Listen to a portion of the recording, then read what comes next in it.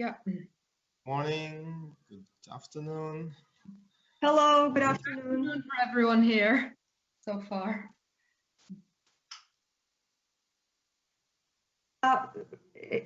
Professor Stambekov, how should I call you during the interview? I will do the introduction. Should I by your first name or last name, as you wish?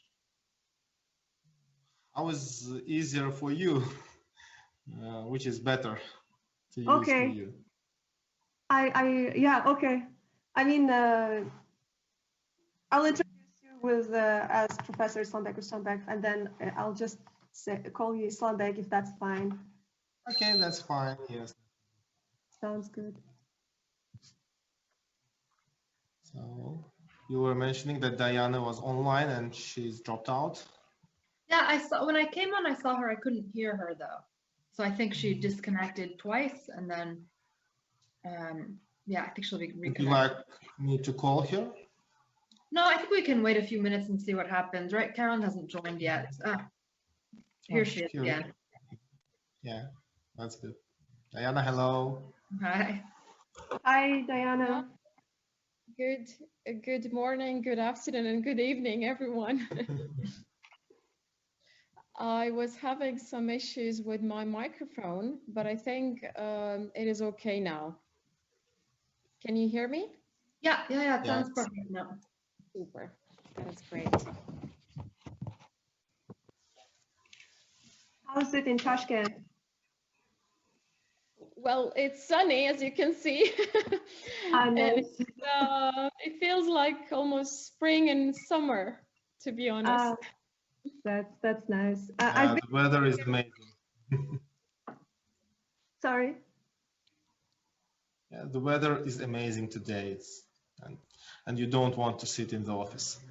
Islam, good morning. Glad to see you. Great to see you. Come back. Good So morning. Good to see you. We miss you. Thank you. I miss you too. But I'm always in touch with the team at Ministry of Justice. Oh, good, good.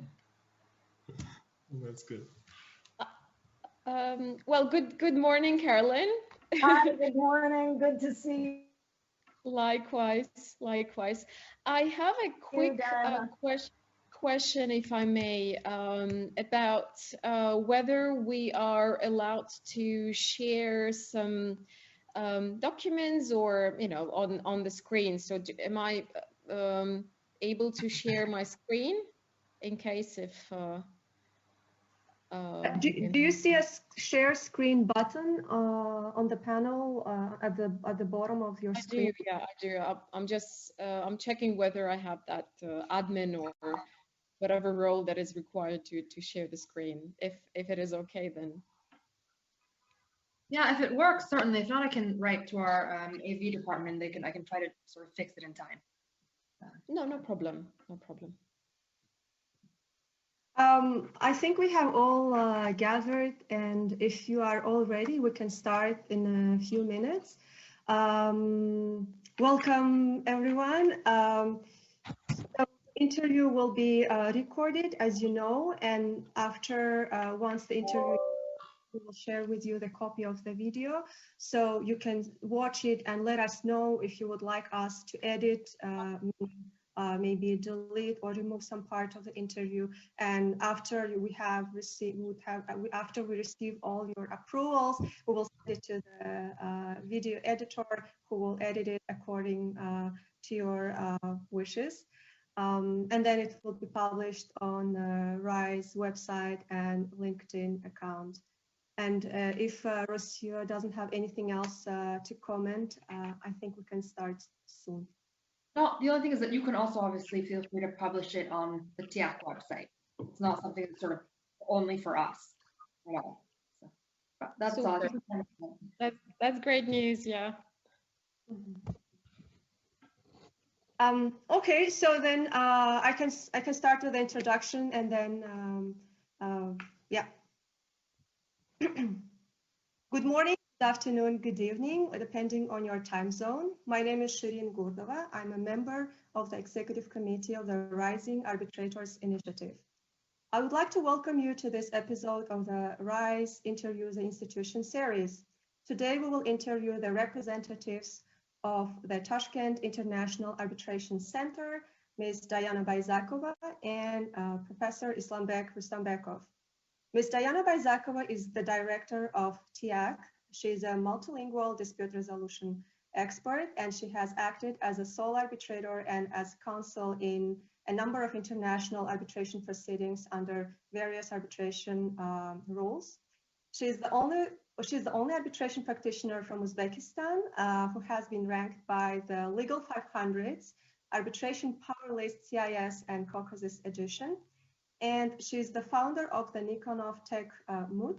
It's a special platform where arbitration practitioners, legal practitioners, academics, students gather, plead, and network on the matters relating to the advanced technologies.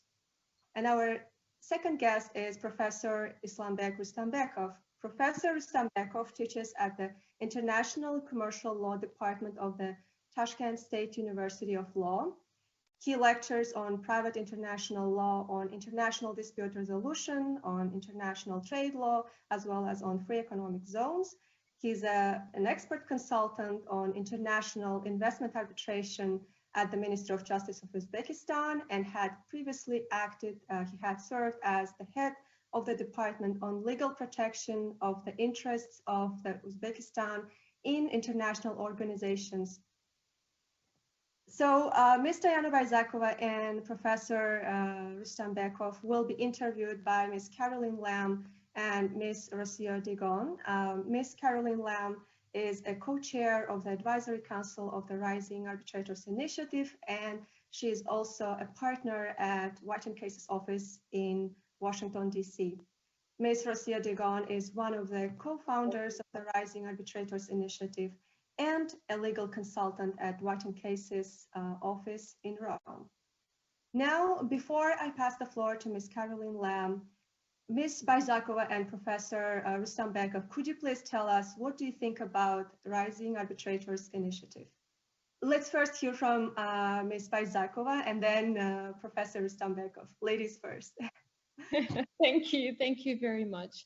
Well, first of all, I am very grateful and delighted to be invited to take part in this interview as part of this very important initiative, which in my opinion takes meaningful steps to make the process of arbitral appointments more transparent. Which in turn contributes to creating more opportunities for diverse pool of candidates. And it very much resonates with the mandate of TIAC 45, which has been very recently launched by our institution, and which also is assigned to take measurable steps for the diversity appeals to materialize. So thank you very much for having me here. It is an important initiative and I'm very proud to be here today. Thank you. Thank you very much, Ms. Bayzakova. Professor Rustambekov, please share your thoughts with us. Thank you very much for inviting for today's event, and I'm very glad for having this discussion. And I would like to mention that Rising Arbitrators Initiative is very important, and this initiative supports young professionals, rising arbitrators around the world. So that helps young and prospective arbitration practitioners to be involved in actual discussions, find the institutions for cooperation and become listed in their panel of arbitrators and receive their appointments. So I think this is very important nowadays, and as the arbitration becoming more and more popular in the world and also in Uzbekistan, such initiatives create a network to support rising arbitrators and encourage them and guide them in acting as arbitrator. I think that there is a big perspective in the work of Rising Arbitrators Initiative. So because some of young professionals, they don't know how to be more involved and need to be guided for that. And therefore, this initiative helps for all interested rising arbitrators for their career and becoming a well-known arbitrators. I would like to mention that last week I was also admitted as a member of Rising Arbitrators Initiative, and my name should be published on 9th April. I was informed on that, and I am very pleased and honored for that. Thank you very much. And I hope that I will have my own influence and in development of arbitration in Uzbekistan, also promoting Rising Arbitration Initiative in my country and the region, and in preparation of young practitioners in this sphere. So thank you. Thank you very much for all these positive thoughts. Ms. Caroline Lamb, the floor is yours. Thank you so much. And I really applaud your efforts and the efforts of the rising arbitrators, because it's so important for everyone to have a key role in international dispute resolution, and for companies and investors to feel confident that there is a good and reliable means to resolve disputes. I guess under that circumstance, how and under what circumstances does TIAC make appointments? Diana?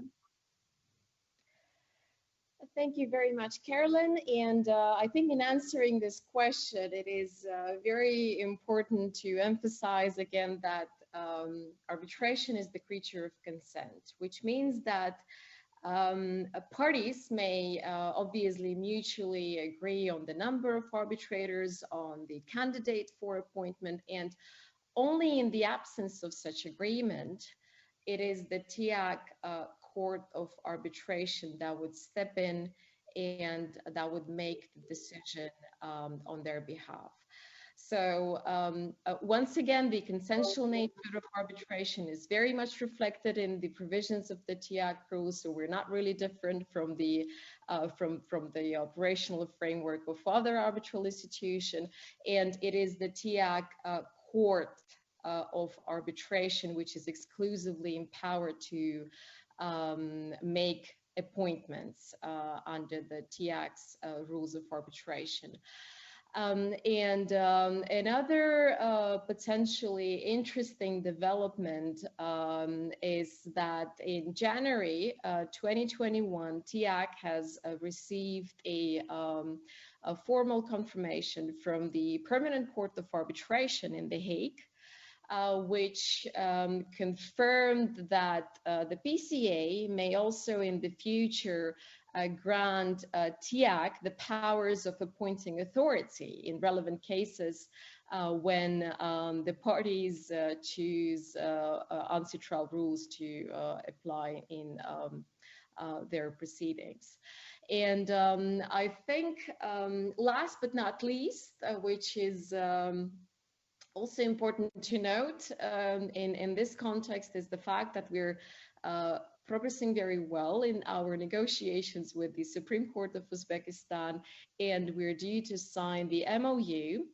And one of the provisions laid down in the MOU between the Tashkent International Arbitration Center and the Supreme Court of Uzbekistan is providing advice and recommendations on the candidates for appointment.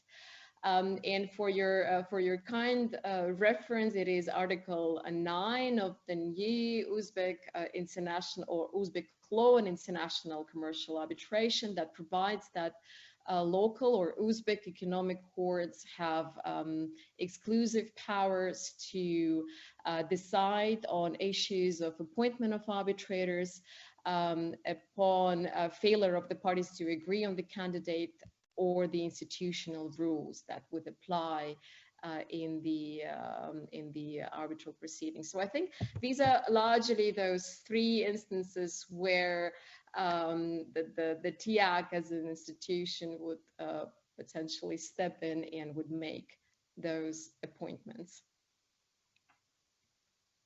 I think that gives parties great confidence when they can't come to terms. It is some of the most difficult to agree on an arbitrator, and you really have a good system in place to assure it's being done equitably.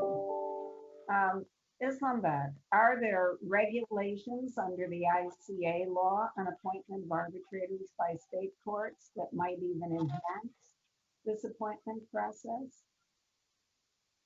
So I think Diana mentioned a little about this law and the possibilities of appointment by the state courts. And I would like, first of all, to mention that Uzbekistan adopted a new law on international commercial arbitration on 16th February of this year. And that law follows the ancestral model law with certain novelties and also some legislative standards of Uzbekistan.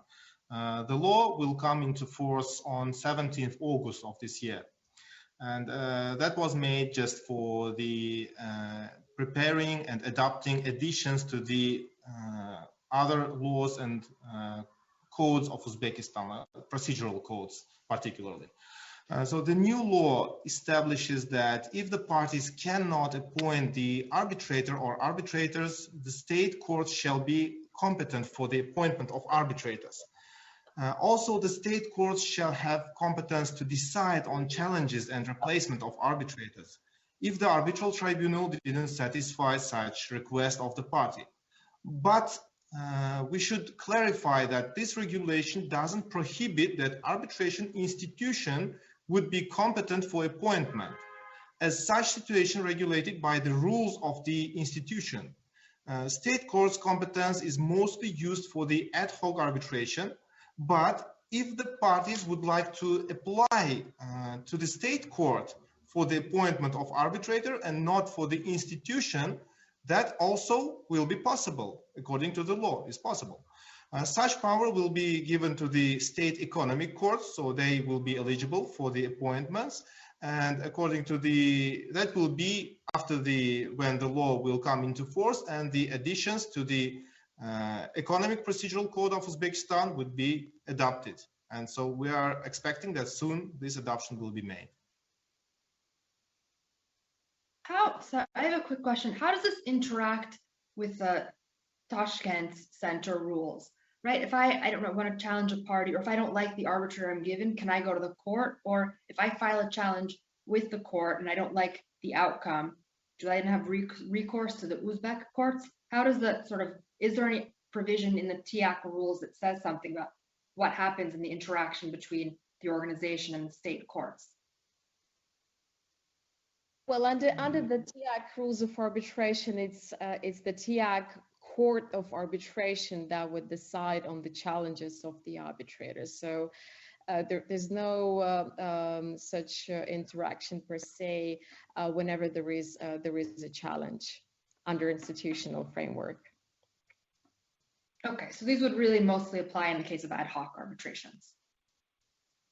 Yes. Okay, thank you. And now I'll ask you together two questions, Diana.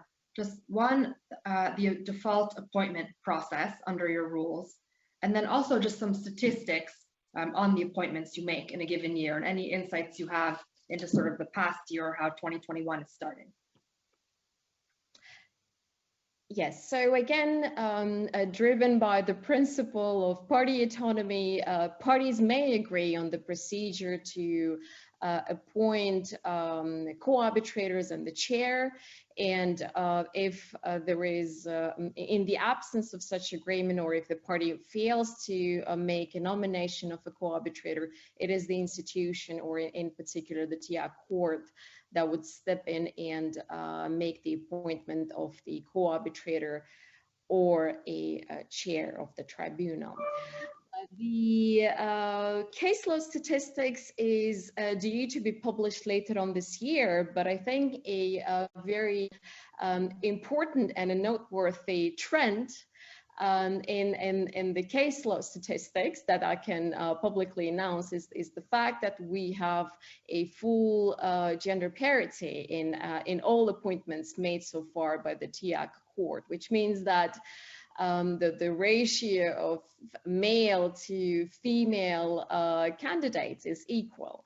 And in this context, I think it also it is important to note that each member of the TIAC court, before accepting the mandate, is required to sign the letter of undertaking, which, in addition to certain obviously confidentiality provisions, would also refer to the fact that the TIAC has signed the arbitration pledge. And is to promote equal representation in arbitration and diversity. And last but not least, I think a very welcoming development in this context is the fact that the TIAC Court of Arbitration has supported very much the diversity policy, and in one of the last sessions of the TIAC Court of Arbitration, they have actually appointed the candidate from the TIAC Reserve Panel of Arbitrators. And again, for your reference, the TIAC Reserve Panel of Arbitrators is largely, not all, but largely is composed of those exceptionally bright arbitration practitioners who haven't had yet their first or second appointment. So I think this was this is a very enthusiastic and a very exciting development. And the fact that the TIAC court actually, we try to walk the talk when we say that we promote diversity. And when we say diversity, we don't only mean diversity of gender, we also mean diversity in age, ethnicity, background, etc.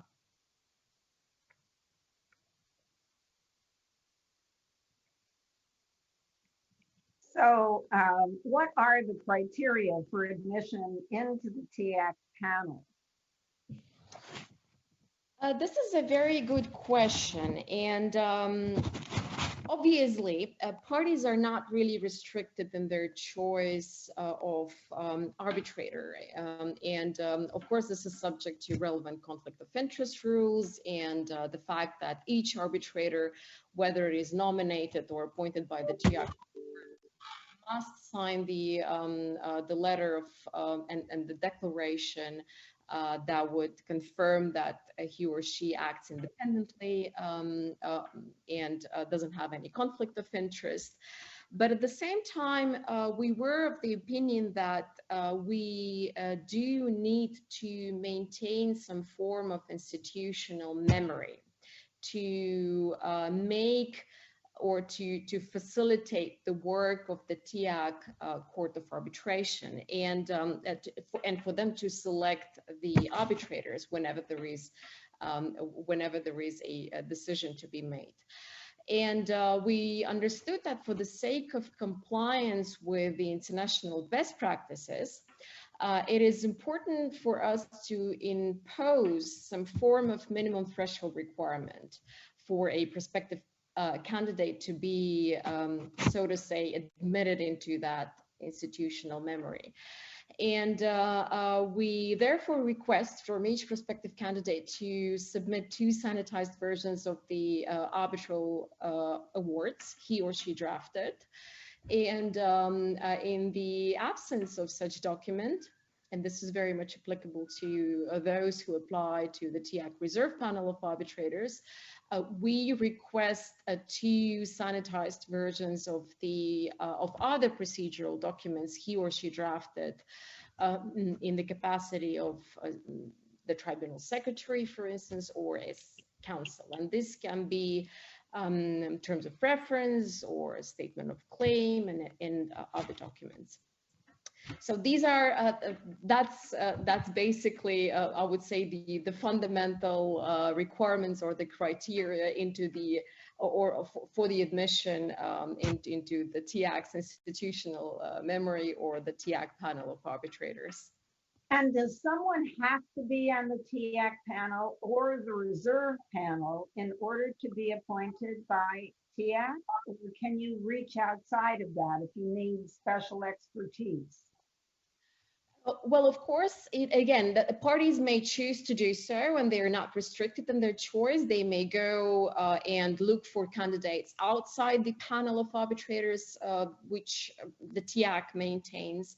And in exceptional circumstances, again, given the wide discretionary powers of the TIAC court, they may also do so. Okay, so the institution itself can reach beyond if it's needed to get the right characteristics. Absolutely, yeah. It surely depends on each case. Yeah. And how often are you appointing from the panel or the list?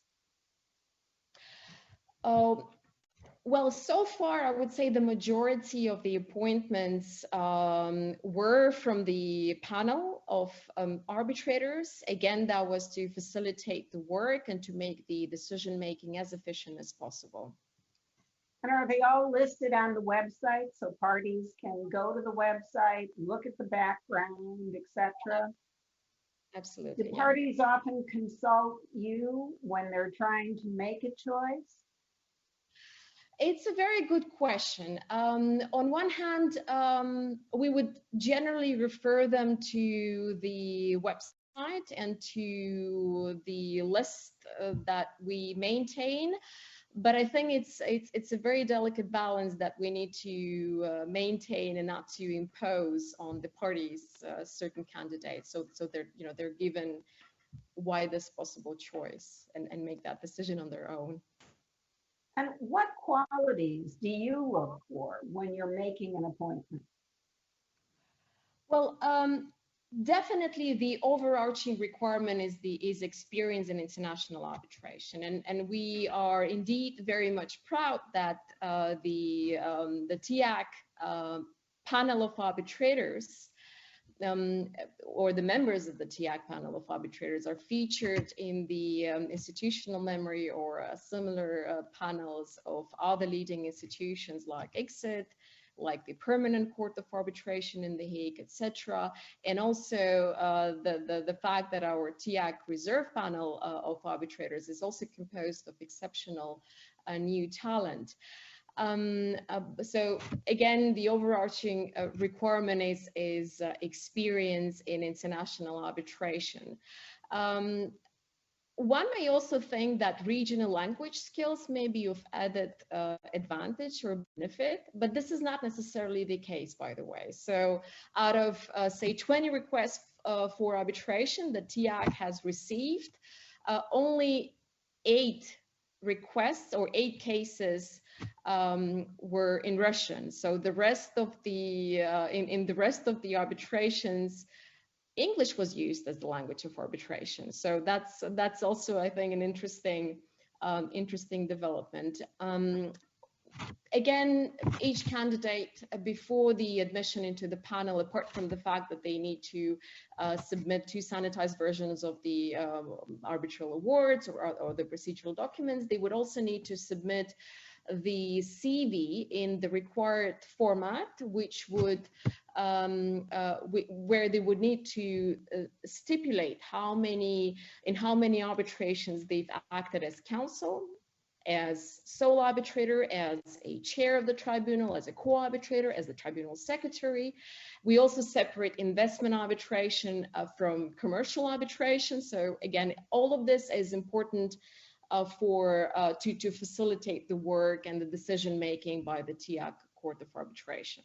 We don't have the requirement that a prospective arbitrator needs to have experience in arbitration under particular institutional rules.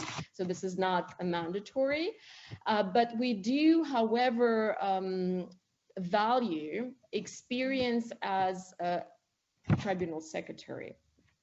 And I think this is largely considered by many arbitration practitioners as a stepping stone to getting the first appointment. So this is the very reason why we've introduced the creation of the TIAC roster of the tribunal secretaries into the working streams by the TIAC 45 steering committee. So the working group has been already assigned to address all the intricacies, all the potential challenges that surround the issue of the appointment of the tribunal secretaries. But we are very much confident and positive that we will be in a position to drive changes in that direction very soon. Great. Maybe I can add some, Sorry. Caroline, something that and confirm what said Diana, because when I was before being listed in the TIAC list of arbitrators, I was also requested to submit these documents, the sanitized procedural documents which were prepared by me, and also the CV according to the template. And I think this is a good practice, because this practice have also other institutions. I wouldn't tell which, but in many other institutions, they also they have such a requirements. And I think this is the correct requirement to see that this person is experienced, has the experience, and he is already ready to be appointed. So I think this is totally correct. And I think that everyone who would like to be listed, they can just email to TIAC and submit these documents, required documents, and be in the list of the arbitrators and just wait for their appointment. Thank you. Diana, a quick question. Who do you usually find yourself appointing? Is it sole arbitrators, presidents, co-arbitrators? And do the qualifications you look for differ significantly in those instances? So far, the Court of Arbitration, the appointments were of the sole arbitrator. Potentially, that's because of the fact that we haven't had yet a large value dispute submitted to TIAC for resolution.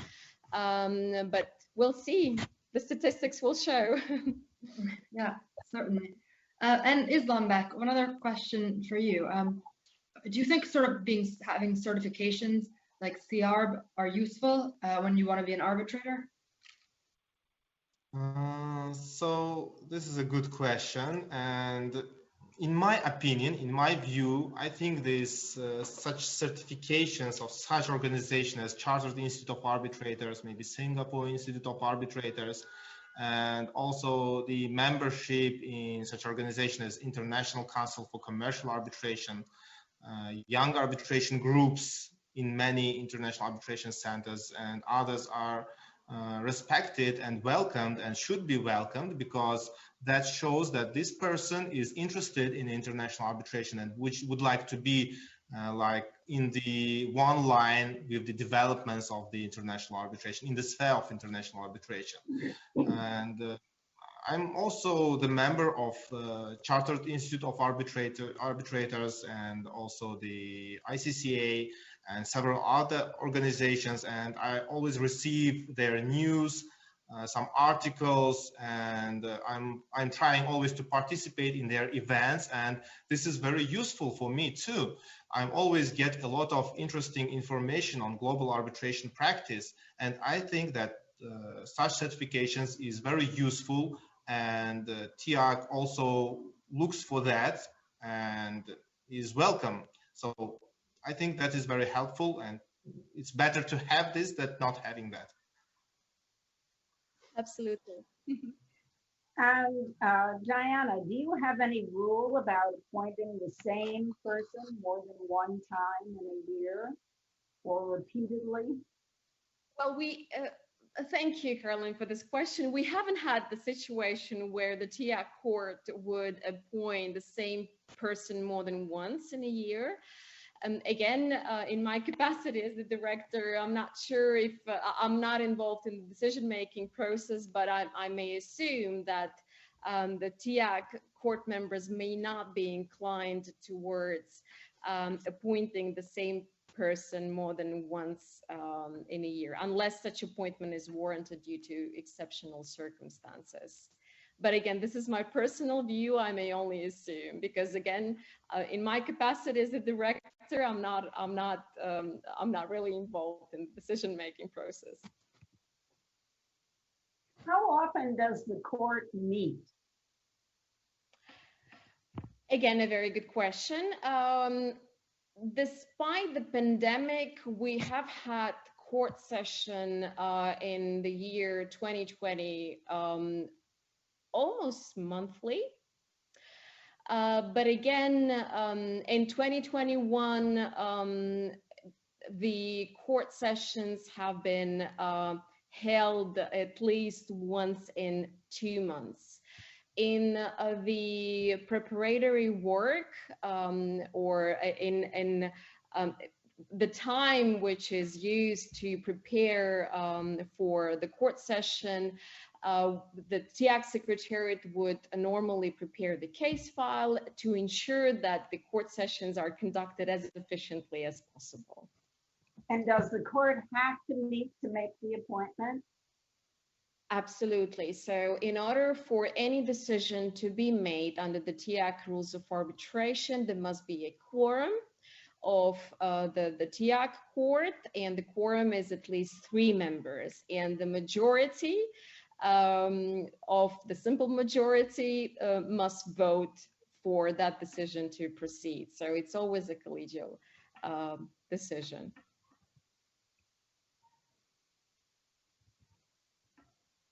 Shifting back a little bit to rising arbitrators, I'm wondering what advice you have either for someone who's looking for their first appointment or even their second one. I think it's sort of 2 different things and they're both difficult.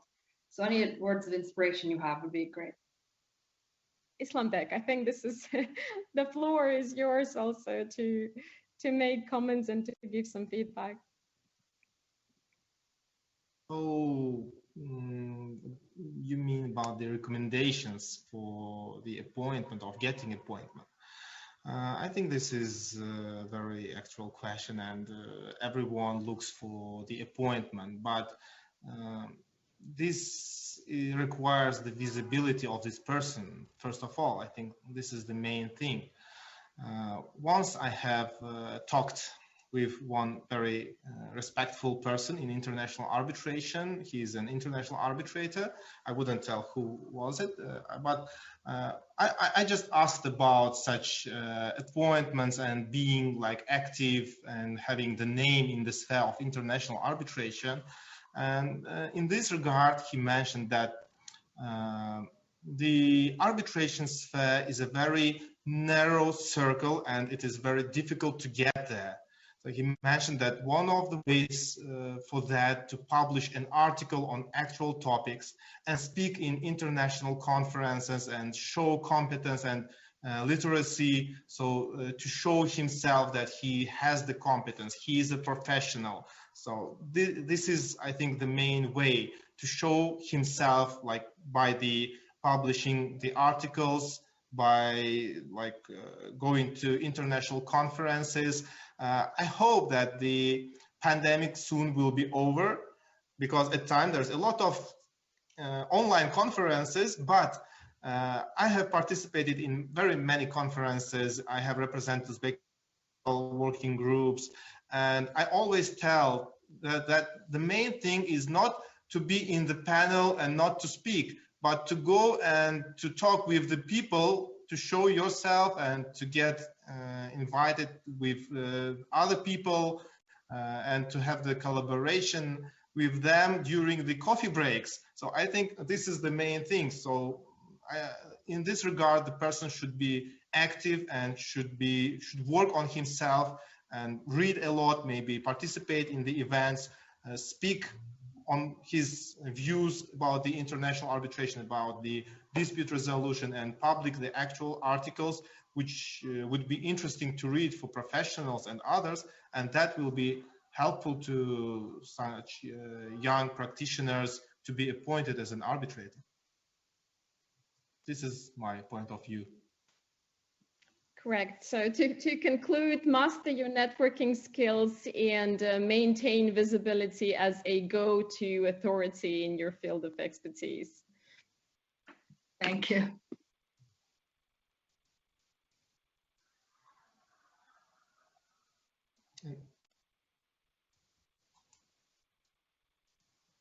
When you choose the Tashkent Center, are you free as a party appointing an arbitrator to choose the legal system applicable, to choose the courts applicable? Carolyn, I think I've missed some parts of the question. If you can repeat, that would be great. Sure. I was just asking that, let me put it a different way that might be more straightforward. Are all of the arbitrations for the TIAC Center applying Uzbek law and under the jurisdiction, the CITES Uzbek courts, or others? Yeah, it's also a good question. And first of all, no. Under the TIAC decree, TIAC was empowered as the only institution so far before the enactment of the new arbitration law to allow the parties to choose another governing law to apply in their disputes. So before the TIAC establishment, the only applicable law could be the law of Uzbekistan. So there's no such restriction, and we have had requests for arbitration where the governing law was not Uzbek. As to the seat, this is also an interesting question. We have had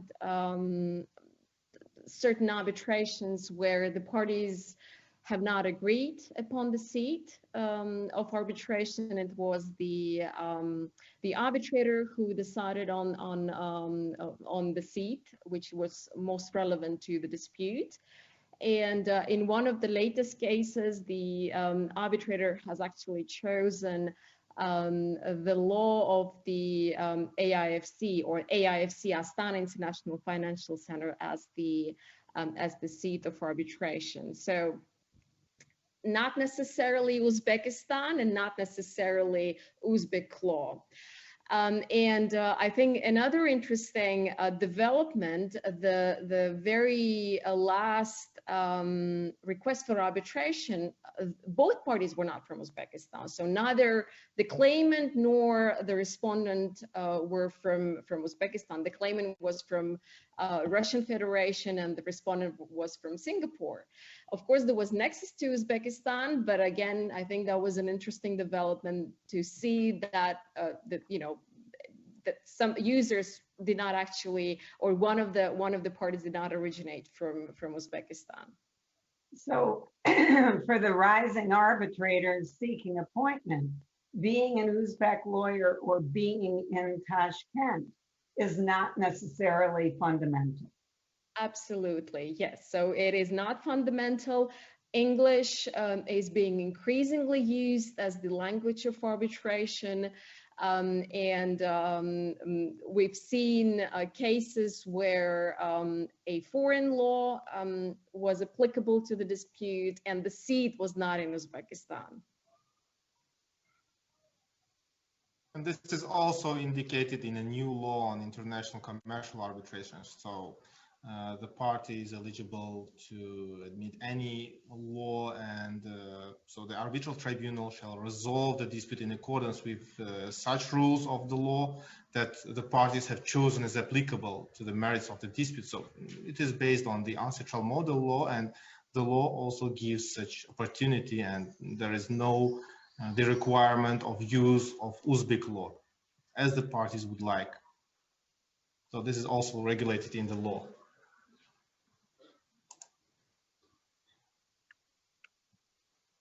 I have a quick sort of maybe one of the last questions, probably. What when you say you appoint a first-time arbitrator, is it okay for them to call the institution with questions about sort of how to handle the case? I don't know. I was counsel at the ICC. I remember then sometimes arbitrators would call me sort of repeatedly, and it was better because then I could help them navigate the proceeding rather than sort of have to call them and say this didn't really work. So I'm wondering if sort of what the model is when we're on the case counsel there in terms of assisting arbitrators. You mean case managers or the secretariat to assist the arbitrators, right? Yeah, in terms of questions or I don't know, any sort of insecurity they may have or doubt. Right. We do receive on a regular basis requests or certain emails with requests for clarifications or assistance. And I think an interesting trend is that more experienced arbitrators do not shy away from actively and proactively requesting help from arbitral institutions, as opposed to their younger candidates, by the way. We always do our best to accommodate all the requests, and this is particularly relevant for requests related to technical assistance.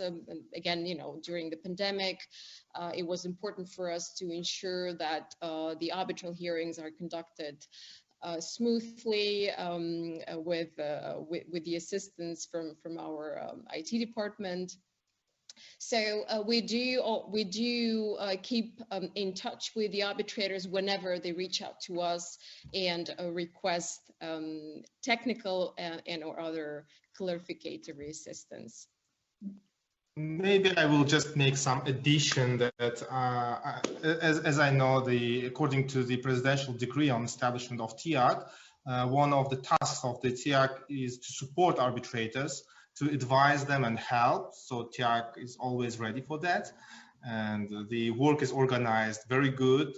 And at time, that was one of the suggestions, and we are working on that with Diana and with university. So in cooperation, we are working on some guidelines for arbitrators who are appointed by TIAC and preparing the templates for the arbitrators, which we think would be very helpful, at least for those who are with less experience in the arbitration and acting as arbitrators. So we are working on that, and we hope that soon we will prepare all these guidelines and templates, and that will be also very helpful for the arbitrators who are appointed by TIAC. And potentially for the TIAC reserve panel members. Correct. Are there any specific measures you take to ensure diversity of appointment in all of the segments? Absolutely. And one of the key projects and key initiatives that TIAC 45 has been assigned with was the creation of the diversity toolkit for the TIAC Court of Arbitration. And again, we do want not only just advocate and promote verbally diversity in arbitration, we do want to take measurable steps for this diversity to materialize in the arbitral appointment. So diversity toolkit is on the agenda of the TIAC 45 steering committee, and all those who are interested to participate in the working stream to create the diversity toolkit and to submit it for the consideration by the TIAC Supervisory Board. And we are very much grateful for all the support that Carolyn, as the TIAC Supervisory Board member, has so far provided since the inception of the center. So all of this work will be further submitted to for the approval by the Supervisory Board, and hopefully in the future for the implementation by the TIAC Court of Arbitration. Great, thank you. Do we have time for questions from the audience, or we're right at the last minute? So I don't see any hands raised. So I will say thank you very much to the center, to the Rising Arbitrators Institute, to Professor Rustam Bekov, Diana, a tremendously informative session, and you really highlight the opportunities for rising arbitrators to be appointed in the disputes that are administered by the Tashkent Center. So I applaud you for all of your innovation, all that you're doing. The presidential decree, the new international commercial arbitration law, and your efforts are remarkable. You should be on the map, not only for Uzbek, for all of Central Asia, but for other disputes from all over the world. So thank you very much. Thank you, Carolyn. Thank you very much. And thank you for the Rising Arbitrators Initiative for this discussion. Thank you very much. Yeah, thank you, thank you both for your time. We really appreciate it. This was great. Yeah, thank you very much, all. This is it. The interview has been recorded, and later today we will send its copy to you all. So if you would like, please watch it and let us know if you would like us to edit some parts. And after that, as I said earlier, we will send it to our video editor, who will take care of the rest, and we will publish a final product on the website. And also a reporter for RAI will prepare a short teaser of this interview. We will send it to you, Diana, and Professor Stambekov, so you can read it and let us know if you have comments to it. But yeah, and that would be it from the technical, from the logistics point of view. Thank you. Thank you. Good to see everyone in Uzbekistan. Yes, hope to see you all in face very soon. Yes. Everything, stay safe. So everyone, stay safe, be careful. Have a nice day. Thank you very much. Thank you. Bye-bye. Bye. Bye. Thank you.